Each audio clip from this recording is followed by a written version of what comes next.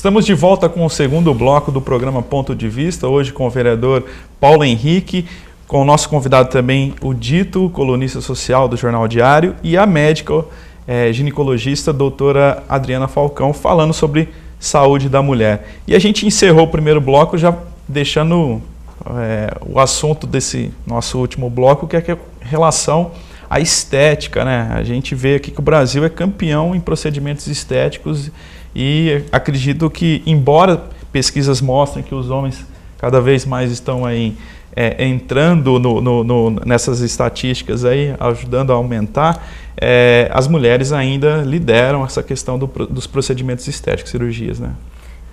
Está crescendo muito a parte de cirurgia íntima da mulher, né? Uhum. Que era uma coisa que antigamente nem se imaginava fazer. E hoje você observa que tem um crescimento enorme. Existem congressos já mundiais só sobre a estética ginecológica. Então você vê profissionais da Itália, da Inglaterra, de vários lugares que discutem só sobre essa parte de estética na ginecologia. Então hoje você consegue transformar uma vulva, que é aquela parte externa da mulher, mais ou menos do jeito que a paciente deseja. Então, se ela está incomodada com o tamanho, você consegue diminuir, você consegue corrigir a flacidez, você consegue corrigir a cor.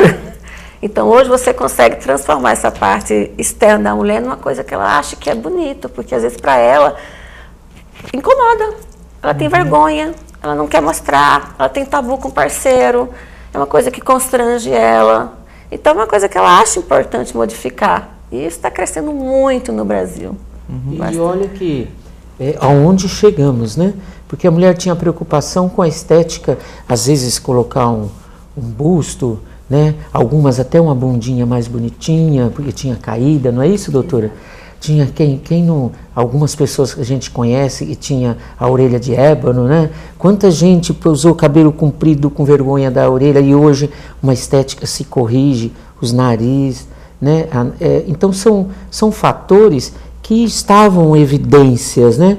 E aí, como você disse, o homem veio também, hoje o homem está dominando uma questão de qualidade de vida, de aparência, e chegamos ao ponto da estética vulvo-vaginal e, ao mesmo tempo, uma questão patológica, que são esses tabus, né, doutora? Sim, a parte psicológica da paciente, ela fica extremamente alterada, assim, afetada com esses tabus que ela tem. Tem pacientes que não conseguem mostrar, querem que a luz esteja sempre apagada, elas têm constrangimento mesmo, né?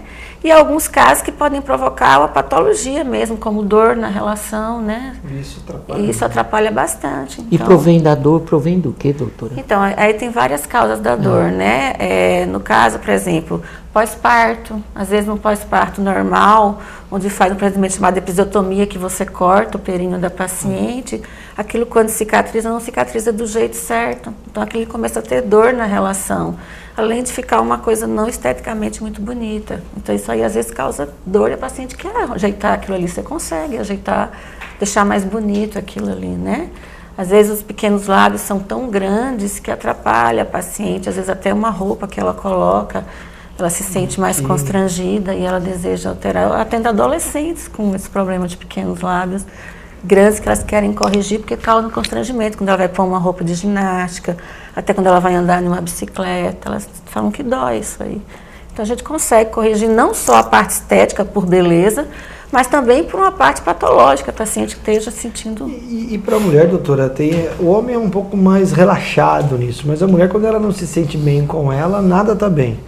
Eu vejo muito pela minha esposa, ela sempre está preocupada de estar bem vestida, sempre está procurando se vestir bem, maquiada, saúde, e às vezes quando você não está bem com você mesmo, você acaba interferindo no seu próprio relacionamento com o seu marido. Com o parceiro. Às vezes o marido não entende, vai ter uma relação sexual com o próprio marido, tem que apagar a luz, às vezes não gosta de ficar nua na frente do próprio marido, não consegue ter essa convivência sadia com ela mesma. Isso interfere diretamente na própria vida pessoal dela, do relacionamento. Do casal, muito. E um exemplo, isso é uma coisa hoje natural, pelo que a senhora estava falando, que hoje o Brasil vem sendo referência nisso, já tem estudos sobre isso. E a mulher, para ela saber se ela precisa realmente, isso é só a questão dela, Ou essas questões de dor na relação? Não, como que ela identifica que realmente ela precisa ter uma cirurgia, fazer É que tem, assim, tem a parte estética e tem a parte funcional. Isso. Por exemplo, na Itália, há mais de 20 anos, já foi começado a desenvolver projetos, um laser chamado laser de CO2, né? Que é um laser que foi desenvolvido para a parte patológicas. Então, eram pacientes que tinham um ressecamento vaginal por causa da menopausa, que é quando acaba a menstruação da mulher. E elas tinham uma secura vaginal intensa, então elas começavam a sentir muita dor na relação, porque elas não lubrificavam mais, aquilo ia atrofiando. E você, às vezes, ela não podia usar o uso de hormônio, era contraindicado, e a paciente começava a não conseguir mais ter relação sexual. Então, esse laser foi começado a desenvolver por isso. Pacientes que, às vezes, com o decorrer da idade, começam a ter incontinência urinária pela flacidez de toda aquela musculatura pélvica. Então, pacientes que tossia, fazia xixi, espirrava, fazia xixi. E elas não tinham uma bexiga caída que indicasse cirurgia, né, uma cistocele. E aí foi começado a desenvolver também para essa parte, né, para pacientes que tinham incontinência urinária. Para flacidez vaginal, que eram pacientes que depois pós-parto normal, sentiu que sua vagina estava flácida, atrapalhava um pouco na relação sexual, o prazer diminuído, tanto que foi chamado de laser do prazer por isso, né? Bom. E aí isso começou há 20 anos e foi evoluindo na Itália, foi sendo projetos e projetos, isso aí foi mostrando bons resultados, então essa aí foi a parte funcional, né? E aí foi visto que esse laser também, que é o laser que você usa às vezes para fazer procedimento estético em rosto, você poderia utilizar ele na vulva para dar essa parte estética também na região externa da mulher. Aí começou essas pequenas cirurgias de pequenos lábios, de clareamento, né? Começou os preenchimentos labiais, mesmo jeito que você preenche o rosto, você pode preencher a vulva da paciente. E aí a partir daí começou toda essa parte estética que foi crescendo e chegou no Brasil, né? Então agora no Brasil já é uma coisa que você já vê em congressos, já é uma coisa assim que você vai assistir aulas e já tem em São Paulo, inclusive já está desenvolvendo, se eu não me engano, um ambulatório do SUS para começar a atender as pacientes mais carentes com esse laser. Então é uma coisa que vem crescendo bastante, não só a parte estética, mas a parte patológica também. A senhora tem um caso, assim, que a senhora, não falando o nome, mas algum caso que a senhora possa falar de pacientes que realmente procuram você e depois desse procedimento acabam tendo uma melhora muito grande. Vários, né? Vários. Eu estou fazendo há uns 6 meses já. Eu tive uma paciente que teve câncer de mama, né? E ela não conseguia mais ter uma vida sexual normal, não poderia fazer uso de hormônio. E após esse laser, ela melhorou bastante, voltou a sua vida sexual, parou de sentir dor, ela tinha sangramento, às vezes até na relação. Então você fica bem legal, você fica feliz de ver aquela paciente voltar e falar, doutora, eu melhorei tanto, eu estou tão bem. Aquilo dá um prazer, né? Claro, porque isso resolve não só o problema dela, mas às vezes um problema familiar grande. Exatamente, do parceiro. Às vezes, o que vai ser daquele casal? Né? Então isso é muito legal de você ver. Muito mais que estética é a qualidade de vida. Muito mais estética é o funcional. Né? Alguns paciente, ainda vai na estética, mas o funcional é uma coisa muito séria. E o mais interessante é que eram assuntos que, voltar a bater na mesma tecla, que não se falava. Às vezes até a mulher acreditava que aquilo ali não tinha jeito, ou não tinha solução, não é verdade? Sim. E hoje em dia há essas condições, talvez assim falando, ela vai se identificar, né, ou o marido dela ter falado, ou já comentado alguma coisa a respeito, não. Há condições, a medicina chegou hoje a avanços que realmente essa é a ideia de tanto o homem quanto a mulher procurar e ver que é possível resolver esses problemas, principalmente o funcional, né? É muito importante. E esses procedimentos, como que funcionam, doutora? São procedimentos que você tem que ir no hospital? Não. Porque às vezes a mulher pode falar, eu vou ter que ir lá fazer um procedimento desse, vou lá no hospital, imagina, que cidade pequena, todo mundo vai ficar sabendo. Não, só eu, só avisa eu. Você não. Não, só fale pra mim. Você, como muito educado e discreto, não faria nada disso. Mas como funcionaria essa questão? Porque às vezes tem muitas mulheres que nos assistem, eu sei que a grande maioria dos nossos telespectadores são mulheres que nos assistem. Fala um pouquinho como seria esse procedimento. É um procedimento muito evasivo, é um procedimento que às vezes você pode fazer no consultório, volta para casa, dói muito, ou pós-cirúrgico, como seria, doutora? o procedimento para as partes funcionais, como Sim. atrofia, incontinência, que são dentro da vagina, são totalmente indolores, né? Ah, é? É totalmente indolor. Você faz no consultório, é um laser que ele solta um feixe de luz, então ele rompe a barreira, né? E chega nas células e começa a produzir colágeno. Então aí tem toda essa renovação celular, mas é totalmente indolor. O paciente não sente nada, ela vai para casa, faz no consultório, o aparelho vem, 10, 15 minutos ela vai embora, e a única restrição é não ter vida sexual durante 10 dias, só isso. E ela vai totalmente indolor e tem resultados bem interessantes. Agora, a parte externa, dependendo se for um procedimento cirúrgico, aí sim você tem que ter todo o repouso e todo o cuidado, né? Mas mesmo assim, esses ainda há a possibilidade de fazer dentro do consultório? Alguns sim, outros aí você tem que ter uma internação hospitalar, né? Mas alguns dá para fazer no consultório tranquilamente. Depende do tipo da cirurgia, né? Quais os casos específicos, doutora? De procedimentos? Para internação, né? Não, no consultório, com o aparelho hoje. O que pode ser feito, né? Você pode fazer a parte de atrofia vaginal, sim, de incontinência urinária, de flacidez vaginal e para dor na relação sexual. São as 4 indicações, né, que você pega bastante, né? Atrofia, ressecamento. E a parte estética você tem para clareamento, para rejuvenescimento, né?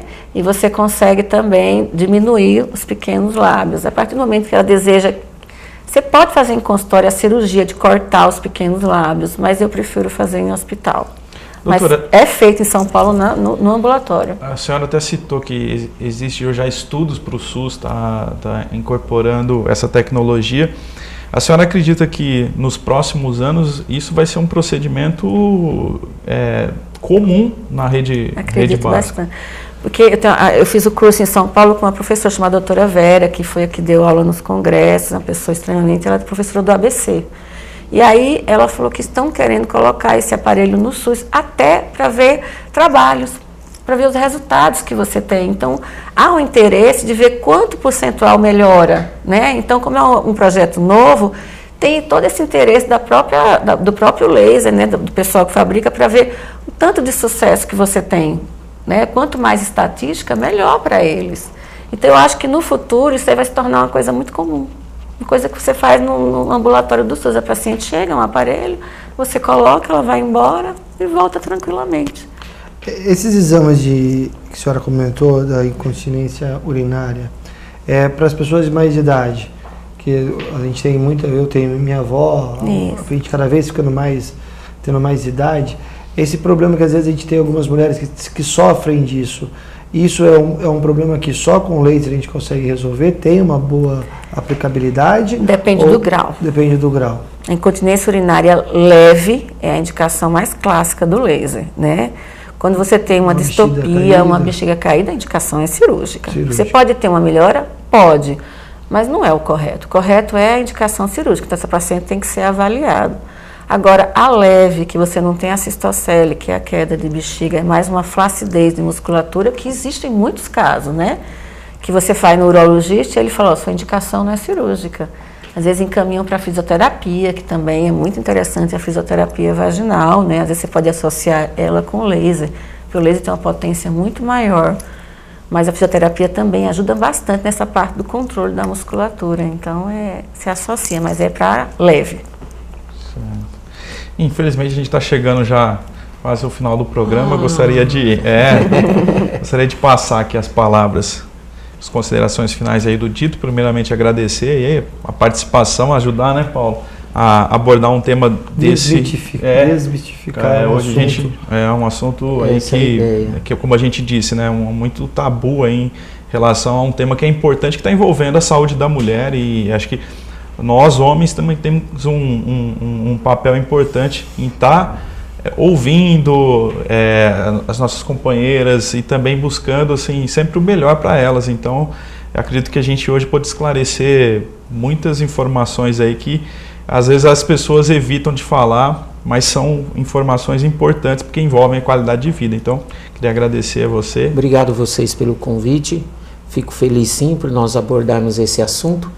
Eu também, o meu público também maciçamente de mulheres, tenho um contato bastante com elas, uma proximidade muito grande, algumas bem amigos íntimos em amizade, e desde o assunto com a doutora, quando havia conversado com ela, muitas vêm trocar esse assunto comigo, falar sobre que se é verdade ou como que é, e é muito interessante porque tem muito, a mulherada está realmente precisando conversar mais, os homens principalmente, o mote dessa entrevista e dessa nossa roda é que os homens abram mais, preocupe-se mais com o bem-estar de suas parceiras, preocupe-se mais em conversar com as mulheres ao seu lado, para falar assim, vamos conversar que se trata de um problema de saúde, de qualidade de vida, então é sério, e hoje há solução para isso,